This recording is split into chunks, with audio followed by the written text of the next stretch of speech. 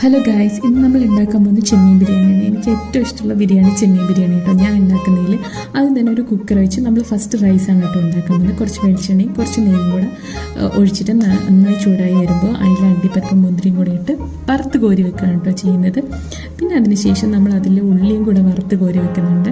പിന്നെ അതും കൂടെ കോരി വെച്ച ശേഷം നമ്മൾ അതിലേക്ക് സ്പൈസസ് ഒക്കെ ഇട്ട് പട്ട ഗ്രാമ്പും ഒക്കെ ഇട്ട് പിന്നെ അതിനകത്ത് ആ റൈസും കൂടെ ഇട്ട് ചൂടായി വരുമ്പോൾ ഈ മിൻറ്റ് ലീഫും കൂടി ഇട്ട് കൊടുക്കുന്നുണ്ട് കേട്ടോ. നമ്മൾ വീട്ടിൽ തന്നെ ഉണ്ടായതാണ്, ഫ്രഷാണ്.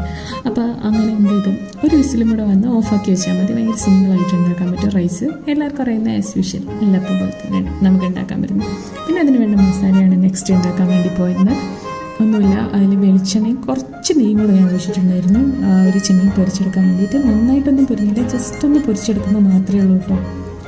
അത് വറുത്ത് കോരിയ ശേഷം അതേ പാനിലേക്ക് തന്നെ നമ്മൾ അരിഞ്ഞു വെച്ച ഉള്ളി ഇടുന്നുണ്ട്. 2 ഉള്ളിയാണ് കേട്ടോ ഞാൻ ഇവിടെ എടുത്തിരിക്കുന്നത്. നന്നായി വാടിയ ശേഷം അതിലേക്ക് തക്കാളിയും കൂടി ഇട്ട് കൊടുക്കുന്നുണ്ട്.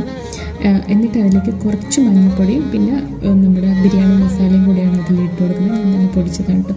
പിന്നെ ഇഞ്ചി വെളുത്തുള്ളിയും പച്ചമുളകും കൂടെ അരച്ചൊന്ന് ചതച്ചെടുത്തതാണ്. പിന്നെ അതിലേക്ക് തൈരും കൂടെ ഇട്ട് നന്നായിട്ട് മിക്സ് ചെയ്ത് പിന്നെ നമ്മൾ വറുത്ത് പൊരിച്ച ചെമ്മീൻ കൂടെ ഇട്ടിട്ട് നന്നായിട്ട് മിക്സ് ചെയ്തെടുക്കുകയാണ് ചെയ്യുന്നത്. നന്നായിട്ട് മിക്സ് ചെയ്ത് തരണം. ആ സ്മെല്ലൊക്കെ മാറുന്നു, പച്ചമണത്തിൻ്റെ എല്ലാം മാറുന്നു. പിന്നെ അതിൻ്റെ അകത്തേക്ക് നമ്മൾ മല്ലിയിലയും പുതിനയും കൂടെ ഇട്ട് കൊടുക്കുന്നുണ്ട്. നന്നായി വറ്റിയ ശേഷം സെറ്റായി വരുമ്പോൾ നമ്മൾ ദം ചെയ്യുകയാണ് ചെയ്യുന്നത്. ഒന്നുമില്ല, ഓൾറെഡി മസാല അടിയിലുണ്ട്. അതിലേക്ക് റൈസും കൂടെ ഇട്ട് പിന്നെ മല്ലിയിലയും പുതിനയും ഇടും. പിന്നെ അതിൻ്റെ കൂടെ തന്നെ നമ്മൾ വറുത്ത് കോരി വെച്ച അണ്ടിപ്പരിപ്പും മുന്തിരിയും ഉള്ളിയും കൂടെ ഇട്ടിട്ട് ഒരു 5 മിനിറ്റ് ലോ ഫ്ലെയിമിലിട്ട് ഇതാക്കിയെടുക്കും. അത് കഴിഞ്ഞിട്ട് നമ്മൾ എന്ത് ചെയ്യുന്നു, അത്യാവശ്യം നന്നായിട്ടെല്ലാം ഒന്ന് മിക്സ് ചെയ്ത് നമ്മൾ കഴിക്കാനെടുക്കും. അങ്ങനെയാണ് കേട്ടോ ചെയ്യുന്നത്.